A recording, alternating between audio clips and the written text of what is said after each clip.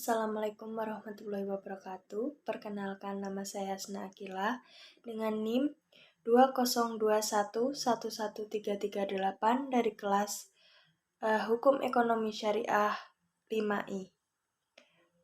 Pada kesempatan kali ini, saya akan mereview buku tentang hukum acara peradilan agama guna memenuhi tugas mata kuliah hukum acara peradilan agama. Adapun identitas buku yang saya gunakan yaitu judul buku Hukum Acara Peradilan Agama dilengkapi contoh surat-surat dalam praktik hukum acara di peradilan agama. Penulisnya yaitu Abdullah Triwahyudi, Sarjana Agama, Sarjana Hukum, editor redaksi Mandar Maju, cetakan ke-1 tahun 2014.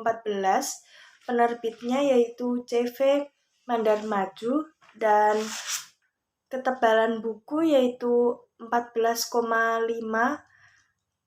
lebar 20 cm dengan halaman 254 halaman.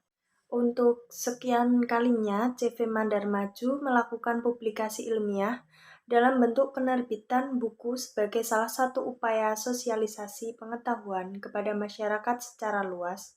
Buku ini disusun guna menambah hasanah dunia kepustakaan yang dapat dimanfaatkan bagi masyarakat yang menaruh perhatian besar pada peradilan agama di Indonesia. Selain itu, buku ini dapat dijadikan buku pegangan mata kuliah hukum acara peradilan agama yang diajarkan di perguruan tinggi, khususnya di Fakultas Hukum atau Fakultas Syariah atau Hukum Islam. Buku ini disajikan dalam bentuk yang mudah dipelajari, dimengerti, dan dipahami, serta dilengkapi dengan surat-surat dalam praktik hukum acara di peradilan agama. Untuk selanjutnya, kelebihan dan kekurangan buku menurut saya. Kelebihan yang pertama, bahasa sesuai EYD. Yang kedua, bahasa mudah dimengerti dan dipahami. Yang ketiga, harga buku terjangkau. Yang keempat, buku ini mudah dicari di toko-toko online. Untuk kekurangannya, menurut saya terdapat tinta yang kurang pekat sehingga terdapat beberapa kata atau kalimat yang kurang jelas. Yang kedua, menurut saya dengan cover buku yang warna coklat ini menurut saya kurang menarik. Secara umum, sistematika pembahasan dalam uraian buku ini dibagi dalam 9 bagian pembahasan, yaitu yang pertama, lembaga peradilan di Indonesia, yang kedua, pengertian dan sumber hukum acara peradilan agama, yang ketiga, tahap persiapan, yang keempat, tahap pembuatan gugatan dan permohonan, yang kelima, tahap pendaftaran gugatan atau permohonan, yang keenam, tahap pemeriksaan perkara gugatan, yang ketujuh, pembuktian, kedelapan, upaya hukum, yang kesembilan, pelaksanaan putusan. Saja pada pembahasan bab 1, lembaga peradilan di Indonesia, dibagi menjadi beberapa subbab. A. Mahkamah Agung dan lembaga peradilan di bawahnya. 1. Mahkamah Agung. Mahkamah Agung adalah salah satu pelaksana kekuasaan kehakiman di Indonesia yang berkedudukan di Ibu Kota Negara Republik Indonesia, yang wewenangnya yaitu memeriksa dan memutus permohonan kasasi, sengketa tentang kewenangan mengadili, permohonan peninjauan kembali, menguji peraturan undang-undang yang di bawah undang-undang terhadap undang-undang, dan kewenangan lainnya yang diberikan oleh undang-undang. Yang kedua, peradilan umum. Peradilan umum, kekuasaan kehakiman di lingkungan peradilan umum dilaksanakan oleh pengadilan negeri yang kedudukannya di kabupaten atau kota serta wilayah hukumnya meliputi kabupaten atau kota, dan pengadilan tinggi berkedudukan di ibu kota provinsi dan wilayah hukumnya meliputi wilayah provinsi. Yang ketiga, peradilan agama. Peradilan agama adalah salah satu pelaku kekuasaan kehakiman bagi rakyat pencari keadilan yang beragama Islam perkara tertentu. Kekuasaannya meliputi peradilan agama berkedudukan di ibu kota kabupaten atau kota, daerah hukumnya wilayah kabupaten atau kota, dan pengadilan tinggi agama berkedudukan di provinsi dan daerah hukumnya di wilayah provinsi. Tapi tidak menutup kemungkinan adanya pengecualian. Wewenangnya yaitu memeriksa, mengadili, memutus, dan menyelesaikan perkara antara orang-orang yang beragama Islam sesuai dengan ketentuan peraturan perundang-undangan. Yang keempat yaitu peradilan militer. Diatur dalam UU Nomor 31 Tahun 1997 tentang peradilan militer. Dalam UU ini diatur tentang ketentuan-ketentuan umum, susunan pengadilan, kekuasaan auditorat, hukum acara pidana militer, hukum acara tata usaha militer, dan ketentuan-ketentuan lainnya. Peradilan militer merupakan peradilan khusus bagi prajurit Angkatan Bersenjata Republik Indonesia. Kewenangannya yaitu memeriksa, mengadili, dan memutus perkara tindak pidana sesuai dengan ketentuan perundang-undangan yang berlaku. Yang kelima yaitu peradilan tata usaha negara. Kekuasaan di lingkungan peradilan tata usaha negara dilaksanakan oleh Pengadilan Tata Usaha Negara yang merupakan pengadilan tingkat pertama dan pengadilan tingkat tinggi tata usaha negara merupakan pengadilan tingkat banding. Peradilan tata usaha negara sebagai pelaksana kekuasaan kehakiman berpuncak ke Mahkamah Agung. Peradilan tata usaha negara berkedudukan di ibu kota kabupaten atau kota dan wilayah hukumnya meliputi kabupaten atau kota. Pengadilan tinggi tata usaha negara berkedudukan di provinsi dan wilayah hukumnya meliputi wilayah provinsi. Kewenangannya mengadili, memeriksa, memutus, dan menyelesaikan sengketa tata usaha negara di tingkat pertama bagi rakyat pencari keadilan. Selanjutnya yaitu Mahkamah Konstitusi. Mahkamah Konstitusi adalah lembaga negara baru sebagai pelaksana kekuasaan kehakiman di Indonesia. Mahkamah Konstitusi merupakan salah satu lembaga negara yang melaksanakan kekuasaan kehakiman yang merdeka untuk menyelenggarakan peradilan guna menegakkan hukum dan keadilan.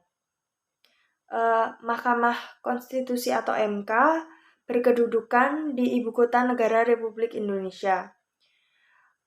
Adapun wewenangnya yaitu mengadili, menguji undang-undang terhadap Undang-Undang Dasar Negara Republik Indonesia tahun 1945,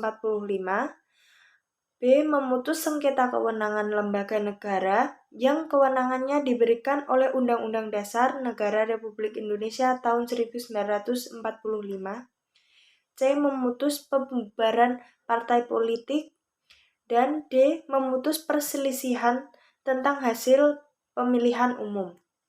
Selanjutnya, bab 2, pengertian dan sumber hukum acara peradilan agama. A. Pengertian. Hukum acara adalah aturan-aturan yang mengatur tentang bagaimana beracara di depan persidangan pengadilan. Sedangkan hukum acara peradilan agama adalah segala peraturan baik yang bersumber dari peraturan perundang-undangan negara maupun dari syariat Islam yang mengatur bagaimana cara bertindak di persidangan, pengadilan agama, dan juga mengatur bagaimana cara pengadilan agama menyelesaikan perkaranya untuk mewujudkan hukum material Islam yang menjadi kekuasaan peradilan agama. B. Sumber hukum acara peradilan agama. Yang pertama, Hukum acara yang secara khusus diatur dalam UU Nomor 7 Tahun 1989 tentang Peradilan Agama beserta perubahan-perubahannya. Yang kedua, hukum acara perdata sebagaimana yang berlaku pada peradilan umum. Yang ketiga, kompilasi hukum Islam atau KHI, yaitu salah satu sumber hukum acara di peradilan agama selain hukum acara yang diatur dalam UU Nomor 7 Tahun 1989 dan hukum acara yang berlaku pada pengadilan di lingkungan peradilan umum. Yang keempat, kompilasi hukum ekonomi syariah. Dalam perkara ekonomi syariah, belum ada pedoman bagi hakim dalam menyelesaikan sengketa ekonomi syariah. Untuk memperlancar proses pemeriksaan dan penyelesaian sengketa ekonomi syariah, dikeluarkan peraturan Mahkamah Agung Nomor 2 Tahun 2008 tentang Peraturan Mahkamah Agung Republik Indonesia tentang kompilasi hukum ekonomi syariah. Yang kelima, Qonun. Terdapat pengkhususan dalam lingkungan peradilan agama di Indonesia dengan adanya undang-undang ini, yaitu untuk daerah Nanggro Aceh Darussalam. Pelaksanaan peradilan adalah Mahkamah Syariah yang untuk peradilan tingkat pertama dan Mahkamah Syariah Provinsi sebagai pengadilan tingkat banding, dan untuk tingkat kasasi dilakukan oleh Mahkamah Agung sebagai peradilan tinggi. Bab 3 tahap persiapan memiliki beberapa subbab. A. Permohonan dan gugatan. Permohonan adalah mengenai suatu perkara yang tidak ada pihak-pihak lain yang bersengketa. Sedangkan gugatan yaitu suatu perkara yang terdapat sengketa antara dua belah pihak. B. Kewenangan relatif. Kewenangan relatif adalah kekuasaan dan wewenang yang diberikan antara pengadilan dalam lingkungan peradilan yang sama atau wewenang yang berhubungan dengan wilayah hukum antar pengadilan agama dalam lingkungan peradilan agama. Dibagi menjadi dua, yaitu kewenangan relatif perkara gugatan dan kewenangan relatif perkara permohonan. C. Kewenangan absolut. Kewenangan absolut adalah kekuasaan yang berhubungan dengan jenis perkara dan sengketa kekuasaan pengadilan.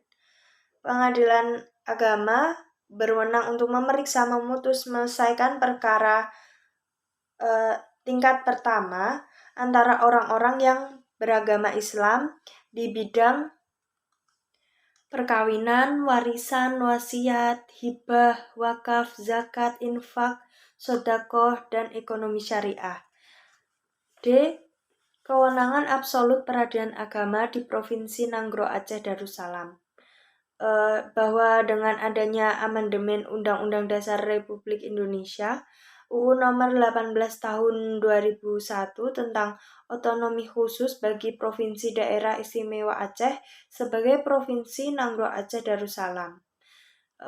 Pemerintahan Aceh diatur tentang adanya pengadilan khusus yang mempunyai kewenangan yang lebih luas, meliputi ahwal syahsiah atau hukum keluarga, muamalah atau hukum perdata, jinayah atau hukum pidana yang berdasarkan syariat Islam yang diatur dalam Qonun Aceh. E. Pilihan hukum dalam perkara warisan dicabut. Dengan dirubahnya UU Nomor 7 Tahun 1989 tentang Peradilan Agama menjadi UU Nomor 3 Tahun 2006 tentang perubahan atas UU Nomor 7 Tahun 1989 tentang peradilan, kalimat terdapat dalam penjelasan umum tentang peradilan agama yang menyatakan para pihak sebelum berperkara dapat mempertimbangkan untuk memilih hukum apa yang digunakan dalam pembagian warisan. dinyatakan dihapus. F. Kewenangan mengadili tidak meliputi sengketa hak milik antar orang Islam dengan non-Islam. Apabila terjadi sengketa hak milik atau sengketa lain dalam perkara yang menjadi kewenangan peradilan agama, khusus mengenai objek sengketa tersebut harus diputus lebih dahulu oleh pengadilan dalam lingkungan peradilan umum. Apabila terjadi sengketa hak milik sebagaimana maksud pada ayat 1 yang subjek hukumnya antara orang-orang yang beragama Islam, objek sengketa tersebut diputus oleh pengadilan agama bersama-sama perkara. G. Pihak-pihak dalam perkara, yaitu terdapat pihak yang secara langsung mempunyai kepentingan terhadap perkara yang diajukan ke pengadilan. Terdapat pihak yang secara tidak langsung mempunyai kepentingan sendiri tetapi dianggap sebagai pihak yang berkepentingan, dan juga pihak yang merupakan utusan atau wakil dari pihak yang berkepentingan. H. Kuasa. Pemberian kuasa kepada orang lain untuk menghadiri persidangan dapat dilakukan secara lisan dan tertulis. Pemberian kuasa secara lisan harus dinyatakan di depan persidangan pengadilan dan dicatat di dalam berita acara sidang. Untuk pemberian kuasa secara tertulis dilakukan dalam surat kuasa khusus yang di dalamnya tersebut dijelaskan secara khusus mewakili pihak yang berperkara untuk mewakili di persidangan. Bab 4. Tahap pembuatan gugatan dan permohonan. A. Pembuatan gugatan dan permohonan. Permohonan atau gugatan pada prinsipnya secara tertulis, namun kalau para pihak tidak bisa baca tulis atau buta huruf, permohonan atau gugatan dapat diajukan secara lisan ke Ketua Pengadilan Agama. Dalam pembuatan permohonan atau gugatan, pada dasarnya memuat identitas pemohon atau para pihak, uraian kejadian atau posita, dan permohonan atau petitum. B. Putusan serta-merta adalah dalam gugatan biasanya juga dimohonkan mengenai putusan yang dapat dijalankan terlebih dahulu walaupun pihak lawan mengajukan upaya hukum verzet, banding maupun kasasi. C. Gugatan provisionil,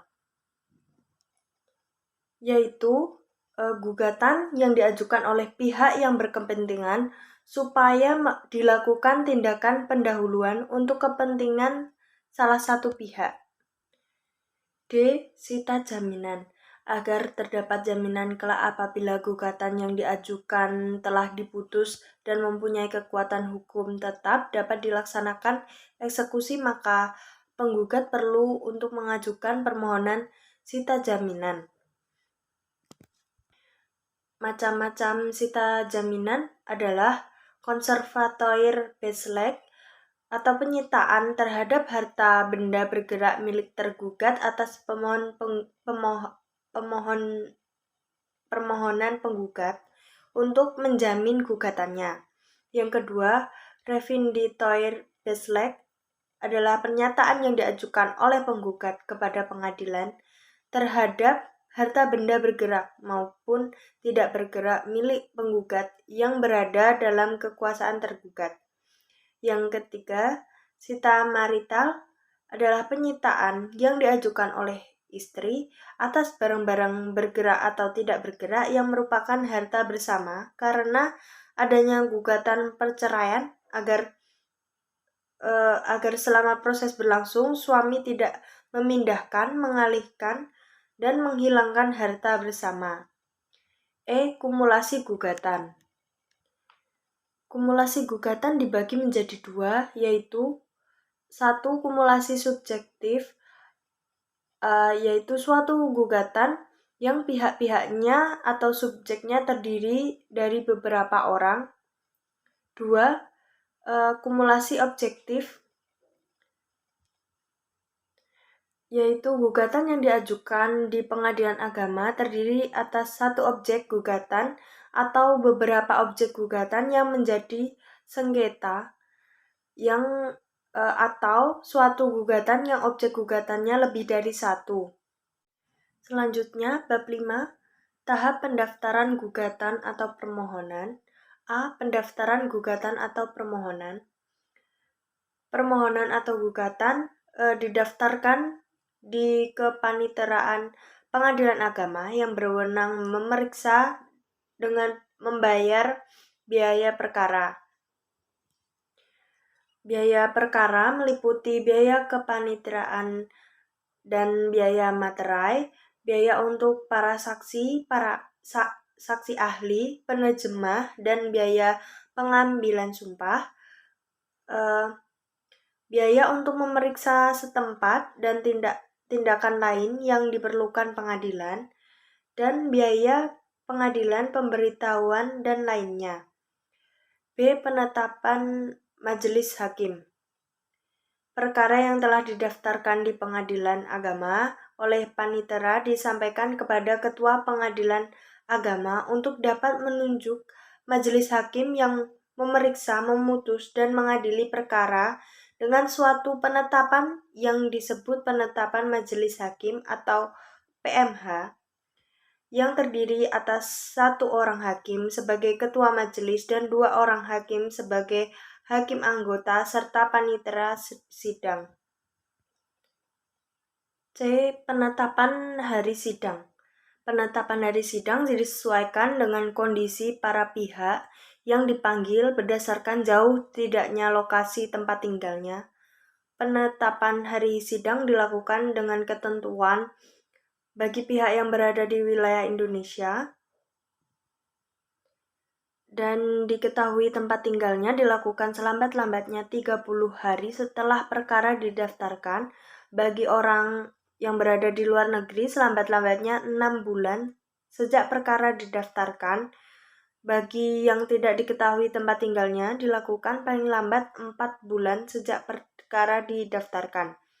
D. Pemanggilan para pihak harus dilakukan secara patut dan resmi. Pemanggilan secara patut dan resmi ini diatur dalam pasal 26 sampai 28 Peraturan Pemerintah Nomor 9 Tahun 1979. Selanjutnya dalam bab 6, tahap pemeriksaan perkara gugatan. A. Yang mungkin terjadi pada sidang pertama. Pada hari sidang yang telah ditentukan, mula-mula majelis hakim memasuki ruang persidangan diikuti panitera sidang. Ketua majelis memanggil para pihak untuk masuk ke dalam persidangan dan ketua majelis membuka persidangan dengan menyatakan sidang dibuka dan terbuka untuk umum apabila sidang terbuka untuk umum, dan menyatakan sidang terbuka dan tertutup untuk umum apabila sidang tertutup. Dan apabila salah satu pihak atau dua belah pihak tidak hadir di persidangan ditunda dan menetapkan hari sidang berikutnya. Kepada yang hadir diperintahkan menghadiri sidang berikutnya tanpa dipanggil, dan yang tidak hadir dilakukan pemanggilan sekali lagi. B. Proses pemeriksaan perkara, yaitu 1. Mediasi, 2. Pembacaan gugatan, 3. Jawaban tergugat, eksepsi atau tanggisan, dan rekonvensi atau gugat balik. Yang keempat, replik. Yang kelima, duplik. Yang keenam, pemeriksaan bukti surat. Yang ketujuh, pemeriksaan saksi. Yang kedelapan, pemeriksaan saksi ahli. 9. Pemeriksaan setempat. 10. Kesimpulan, dan 11. Penetapan atau putusan. Bab 7, yaitu pembuktian. Terdapat beberapa subbab. A. Bukti surat, yaitu bukti yang berupa tulisan yang berisi keterangan tentang suatu peristiwa, keadaan, atau hal-hal tertentu. Jenisnya surat biasa, akta autentik, dan akta di bawah tangan. B. Bukti saksi, yaitu orang yang melihat, mendengar, mengetahui, dan mengalami sendiri suatu peristiwa.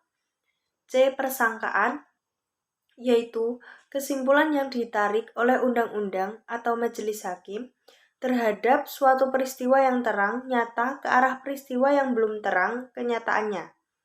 Persangkaan dibagi menjadi dua, yaitu persangkaan undang-undang dan persangkaan hakim. D. Pengakuan.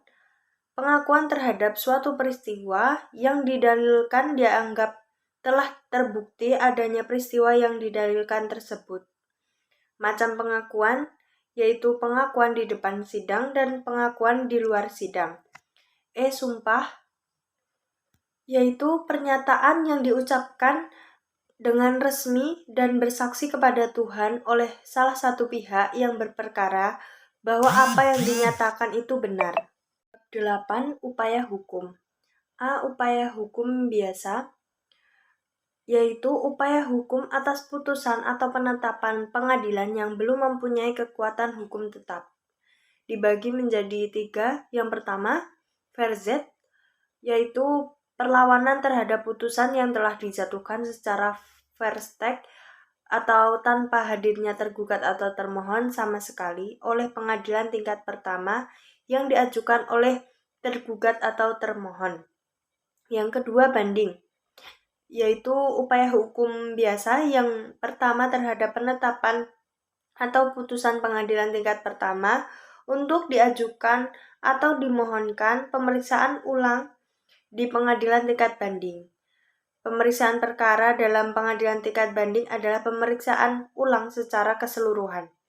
Yang ketiga, kasasi. Kasasi adalah suatu permohonan pemeriksaan tentang sudah tepat atau tidaknya penerapan hukum yang dilakukan pengadilan bawahan dalam menjatuhkan putusan. B. Upaya hukum luar biasa, yaitu upaya hukum atas putusan yang telah mempunyai kekuatan hukum tetap. Upaya hukum luar biasa biasanya tidak menunda atau menangguhkan pelaksanaan putusan atau eksekusi. Dibagi menjadi 2. Satu, peninjauan kembali adalah peninjauan kembali atas putusan hakim yang telah mempunyai kekuatan hukum tetap. Yang kedua, perlawanan pihak ketiga atau derden verzet adalah perlawanan yang diajukan oleh pihak lain yang bukan menjadi pihak dalam perkara untuk mempertahankan haknya. Untuk pembahasan terakhir yaitu bab 9, pelaksanaan putusan. Pelaksanaan putusan atau eksekusi merupakan rangkaian terakhir dari proses berperkara di pengadilan. Putusan yang telah mempunyai kekuatan hukum tetap atau putusan yang dapat dijalankan terlebih dahulu dapat dilakukan pelaksanaan putusan. Suatu putusan dikatakan telah mempunyai kekuatan hukum tetap apabila para pihak telah menerima putusan, tidak ada upaya hukum yang dilakukan para pihak atau salah satu pihak yang berperkara dalam tenggang waktu yang telah ditentukan dan telah diputus oleh pengadilan tingkat terakhir atau kasasi. Tidak semua putusan yang telah mempunyai kekuatan hukum tetap dapat dilaksanakan. Putusan yang dapat dilaksanakan adalah putusan yang bersifat kondemnatoir atau putusan yang bersifat menghukum para pihak. Dalam hukum acara peradilan agama hanya mengenal 2 macam eksekusi, yaitu yang pertama eksekusi menghukum salah satu pihak dengan membayar sejumlah uang. Yang kedua, eksekusi real, yaitu eksekusi dengan memerintahkan pengosongan atau penyerahan benda tetap. Demikian dapat disimpulkan dalam buku ini sangat menarik, isi dan pembahasannya sangat lengkap berupa materi beserta contoh mengenai hukum acara peradilan agama. Dan juga terdapat sedikit kekurangan dalam cover. Menurut saya cover kurang menarik serta beberapa tidak kurang jelas dalam tintanya, kurang pekat. Diharapkan buku hukum acara peradilan agama karya Abdullah Triwahyudi, sarjana agama sarjana hukum ini dapat bermanfaat bagi pembaca serta dimanfaatkan sebaik-baiknya guna kemajuan ilmu pengetahuan. Sekian dari saya, terima kasih. Wassalamualaikum warahmatullahi wabarakatuh.